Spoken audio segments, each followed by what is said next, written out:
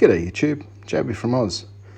Have a look at this here. This is the Toyota Dyna truck fuel injection pump, diesel injection pump, and this is a little sensor that's on the bottom of that pump, and it doesn't appear to be working anymore. And from the looks of it, the two wires that have come out of it have gotten brittle and fractured and shorted out. The only way I could get in to pull it out was to pull off the priming pump.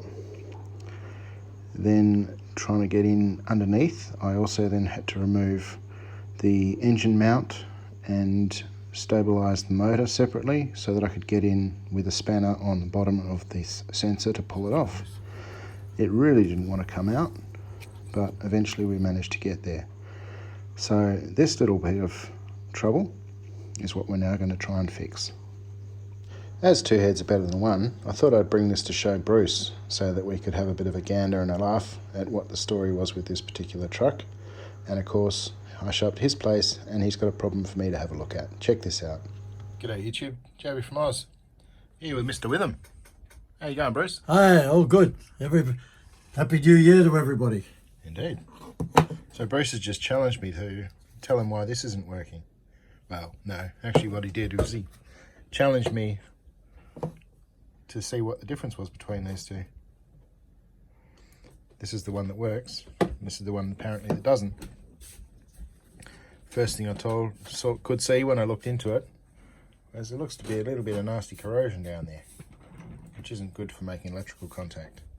So, with some very fine apple cider vinegar, honey and ginger with the mother, and a cotton wool bud. I was just hoping for some standard white vinegar, but Sorry? I was just hoping for standard white vinegar, but if this is all you've got, I guess we'll see if the apples get it going. So vinegar is just a very mild acid, of course, 3 to 5%. So any time we've got battery gun, we can actually just clean it off with preferably your white vinegar. Do you do that clockwise and anti-clockwise, or just clockwise? Well, it depends on whether I'm on my head or not, standing on my head or not.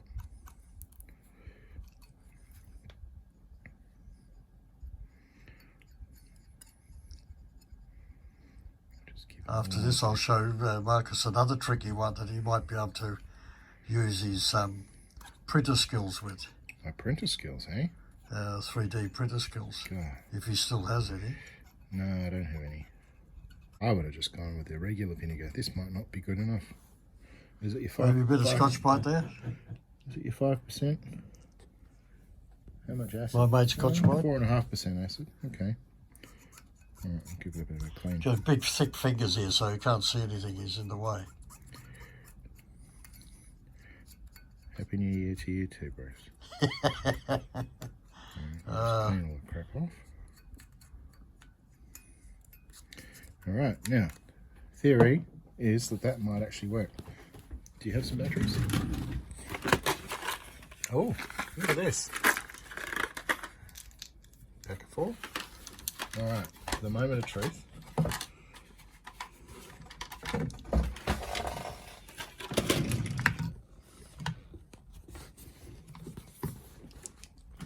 Let's see if we can get him in with these thick fingers.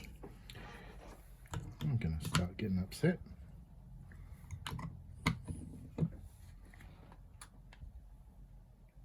Voila! We're back in business. Look at that, Bruce. Beautiful. But the last time I had anything done with this was in whenever that was that I had it calibrated. Right.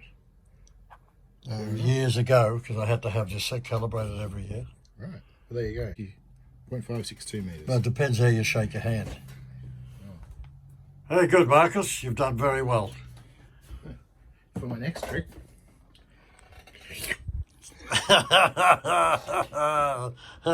First. G'day YouTube, Joby from Oz again. Bruce is showing me how to strip the head of a Phillips head screw with a poorly fitting screwdriver. No, he's not. He's got it. He's got it. Ah, Mr. Get Her Out. He's done it once, twice before. Number of people I know who can't use a Phillips head screwdriver for the life of them. They keep getting the screw back out as they're trying to undo it, and fuck the threads. Fuck the head. I just said F on the YouTube. I shouldn't say words like that, should I, Bruce? Your mother wouldn't like it. Sure, other people wouldn't like it either. Keep it clean. Alrighty. Oh, that's Quite plastic as well. yeah, that's all worn and bucket. Yeah. We get a flat screwdriver now. Oh, lordy, lordy. So I wonder if that has actually fractured off there as well. It's so hard. It's gone hard. Yeah. Yeah. Well, So part of the repair kit is a new one of them, some new stuff of that, and hopefully when we get inside here we'll see somewhere. Oh, it's potted. All right. Well, I'll still be able to do something with it, but it's just going to be. I'll have to hot melt glue it, and yeah. All right. So this is a detection coil. I thought it was a fuel cut solenoid originally. But instead what it is it's a sensor to sense that the fuel pump is actually rotating. So what it's got... so it's like a proc switch. It's for rotation. Yeah. So it's just a coil. So, yeah. The And wiring the wires are very tight. Is real brittle. Yeah, so it's So we're going to have to great care. strip the plastic off. That is brittle. Yeah. It's 1985. So the worst case scenario, what you could do is warm that up and maybe even skid that off. Oh, yeah, absolutely. And then, not even bother about getting all the way down. No, and then just solder. Yes, correct. And put some heat shrink on there and maybe get away with that way. Yeah, so the If copper you heat itself... it, you'll probably anneal it a little bit. It'll be softer. And, so So this is the repair kit. Bit of black cable, a bit of green cable. Yep. And Another one of them. and a connector. Bit of crimpage.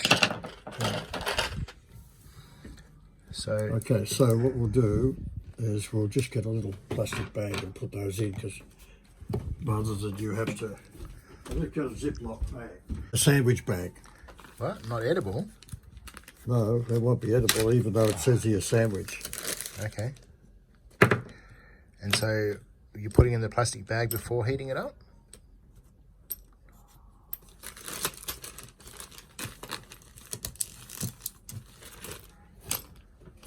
See, Bruce is handing this back to me like the job's done, and we're onto the next bit. It's all done.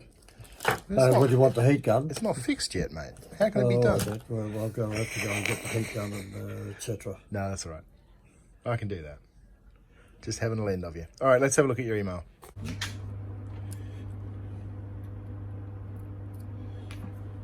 Good with softening that up. Yeah.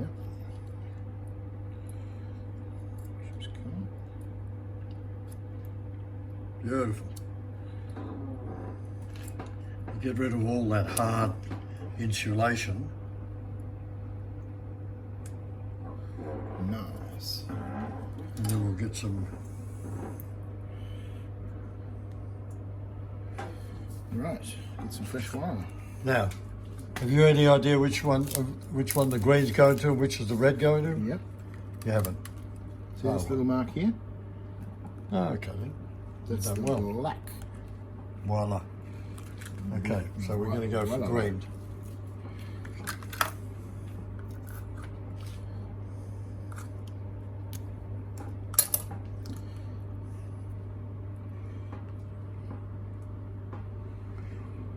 Now, if you want to listen to an old bloke, I'd be Have you heard about the linesman splice? the linesman splice. Yes, I know that. But what I'm thinking is we're going to solder that first. We're not going to solder it together, but actually, Let me talk about it. just wet it. No, but that's tinning it. Well, you could talk it through. Yeah, take hold of that. No, I don't want to tin it yet. You don't want to what? I don't want to tin it yet. You don't want to. No. What I'd like to do is do a linesman splice. So we have a mechanical bond before we do the solder bond. Yeah, I think you're overkill, because then you're going to have struggle. All the bloody thick fingers in the way again. I think that's overkill, because you've got a bracket, you've got a clamp there that's going to hold it when it goes through. You're going to struggle to get that through it's going to be too fat. But you're not listening to me. You're bloody young blokes. Don't listen to anybody. But look at that. Isn't that beautiful? It's got to come back up through the guts, right? That cover, we could put an O-ring under that cover, you know. That's what we could do. I've got the fat fingers are in the way again. Now I feel I could put a touch of solder in there. If I was to use the side cutters and trim those shorter, it's got a mechanical bond, and I get a pair of side cutters and just take the excess out of there. I think this is using the bloody textbook instead of using the old because it's overkill. But because the biggest problem you're going to have is being able to get the heat shrink over there. So heat shrink I'm less concerned about, because I have my good old mate hot melt glue. Whatever blows your hair back. Yeah, So exactly. you've got a lot more than me. Once, twice. So what I want to do is I want to pull that tight.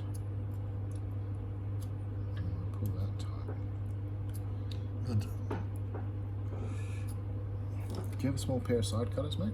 Sorry? Do you have a small pair of side cutters? Let me see if I can find a small pair of side cutters here somewhere. I'm pretty sure. There we go, look at that. Love it. Brilliant, thank you.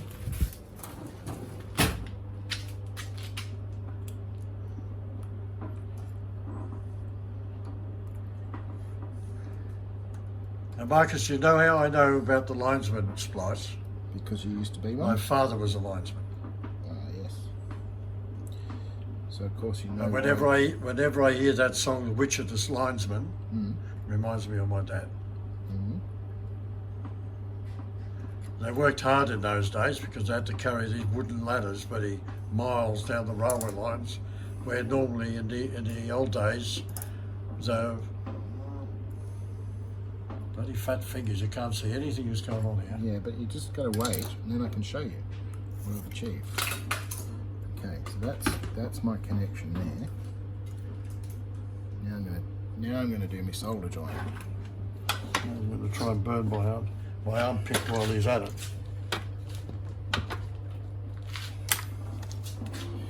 This poor old iron. Ooh, we're making smoke, secret stuff. Fortunately, it's not connected.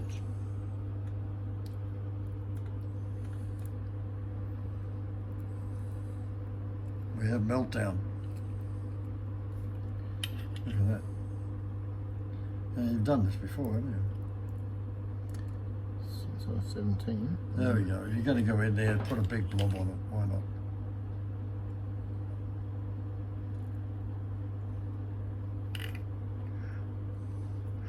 Everybody's interest is Marcus and I are in my shop at the moment, even though it's closed for Saturday, after I cleaned my machines this morning. That's one down. Okay, one down. Let's have a look at that. Focus, focus.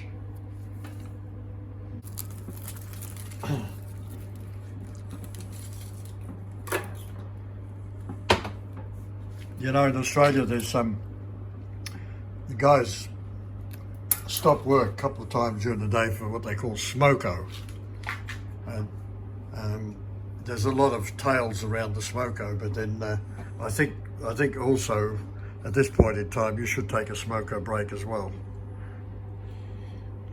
Hang on. There you go, Marcus. Smoko break. Cheers.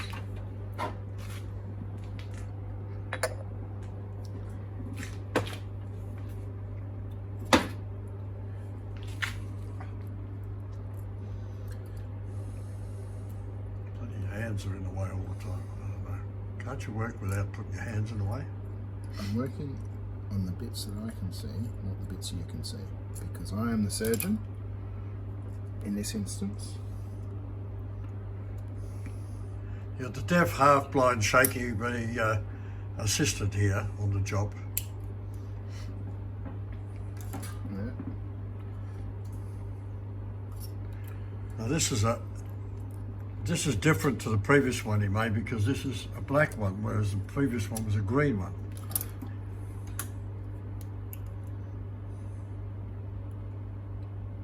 Right, cut the wrong wire. At least the bomb didn't go off, mate.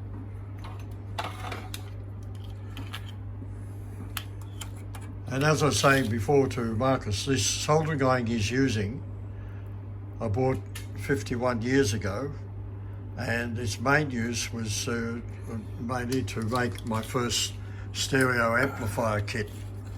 And my wife, I took my wife to hospital and she was in labour overnight, and I spent the whole night soldering transistors and gear into the unit. And at 8 o'clock in the morning, somebody knocked on the door and said, "Your wife's just had the baby." I said, "Oh, okay, I've got a few more wires to solder up, and then I'll go up to the hospital and check on her," which I did.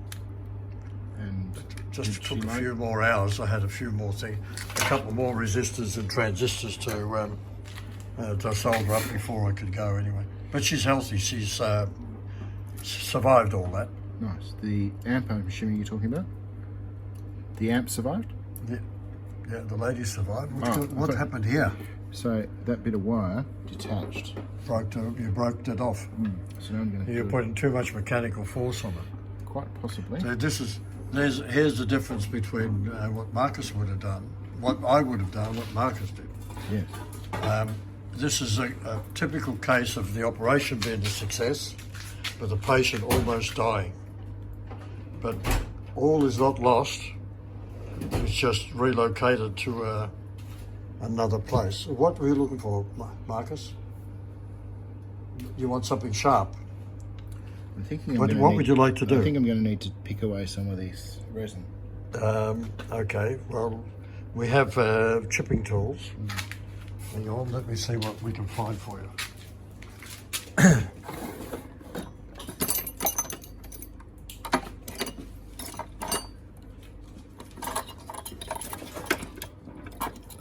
See, a lot of these old dentist tools I use, and every now and then I have to resharpen them. So what we're going to do, here we are. There you are, Marcus. Let's have a go at that. Okay.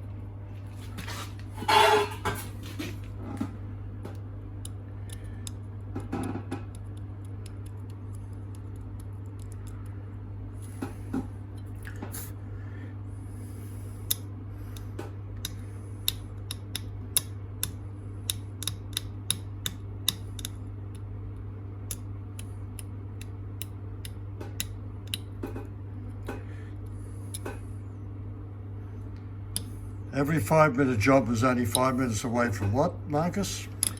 Total disaster? That's the one. But there's still more to be done before we can throw our arms up in disgust and say that we totally failed. Oh, yes. But we're working on it. Yep.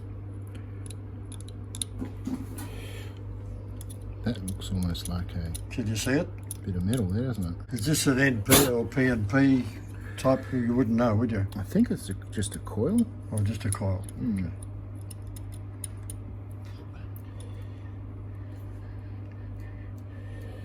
So that side's pretty well on. Now what I probably want to do then, I had a reading before I pulled it all out and broke it.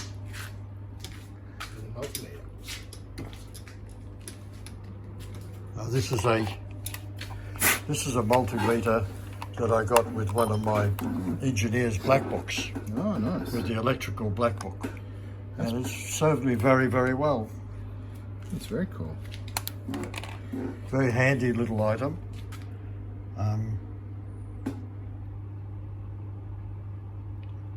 330 ohms, that's about what I reckon it should have been. Alright. That looks like the resistance is there. The question is whether it's going to resist. Let mechanically as well as electrically. You want to put a double of solder in there and build it up? I want to get Is that what you're thinking? Yeah, I want to get a bit more into But there. you've got to get a lot more of that shit out of the way. Yeah.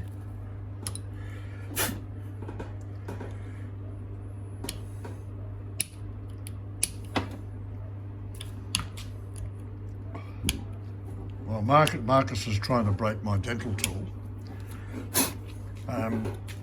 We'll just have a quick look around here. There's a Dremel with a diamond attachment there. Yeah, we've got a Dremel with it, but it'll only block up. What we can do is change it to something else. So we'll where's our die grinder box? I'll find. I wasn't born with 17 fingers, so I'll need to, I think, take that one.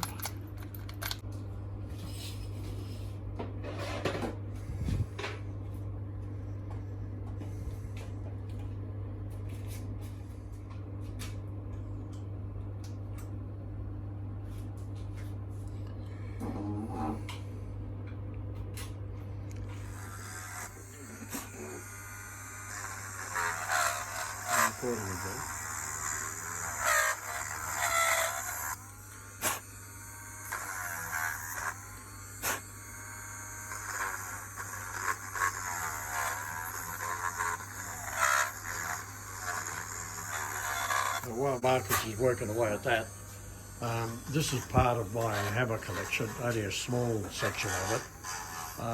This have lots of hammers here with character, and of course over on the other wall there I've got the gentle ones and the Bozo repellers and some of the attitude adjusters. And the most recent acquisition is this one here, which is a maul.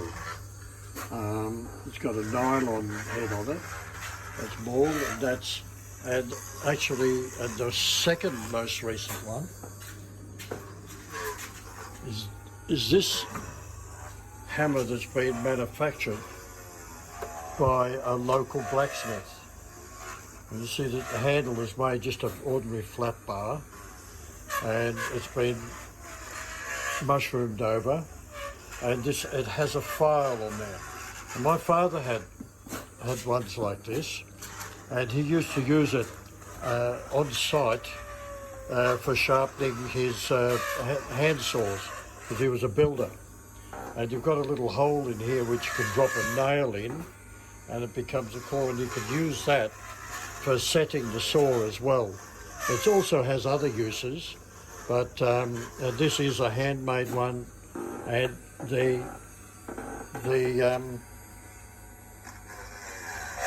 man that made it must have been DP.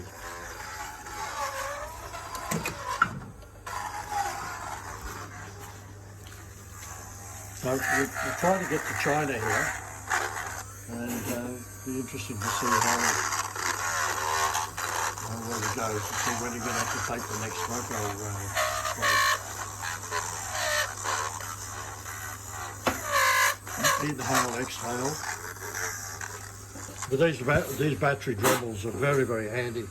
The reason it's out here and handy is because I'm working on this shaft from a machine shop that has a broken thread cap in it. And I've already removed this amount of bits and pieces, and I still have more to go. I'm not down to full depth as yet. That's full depth, and I've still probably another 10 millimeters to go. So that's a job. That's an ongoing job. So I have a few different Dremels, electric, and also battery operating ones. Very handy, huh, Marcus? Very much so, mate. I like the electric ones because they've got more grunt. But these ones have worked in a lot of very tight spots on vehicles, and put that out of the way.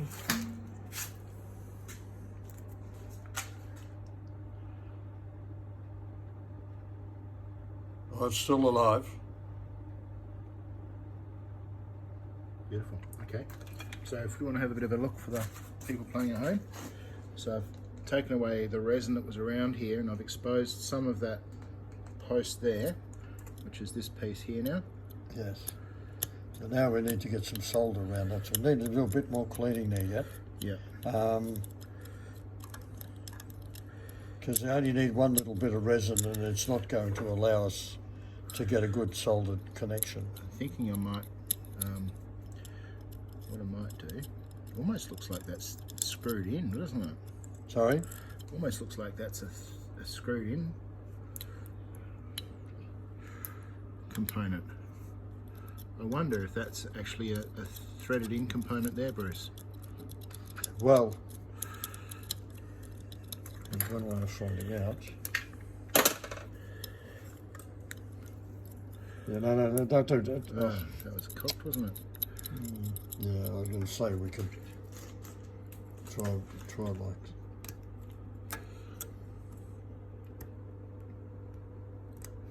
That's looking like the go there, isn't it?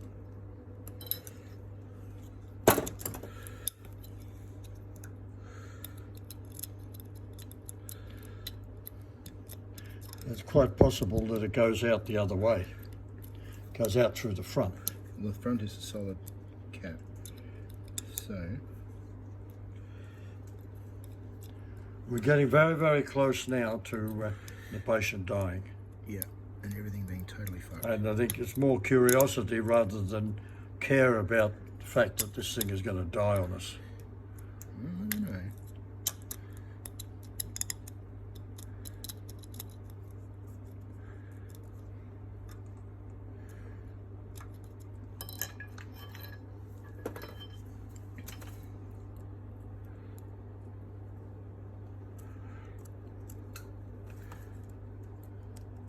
The bottom's not turning. No. Didn't expect it would. Maybe it just lifts out. Yep.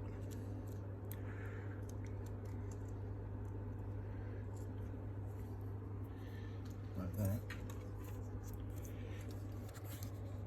Maybe a rubber seal, is it?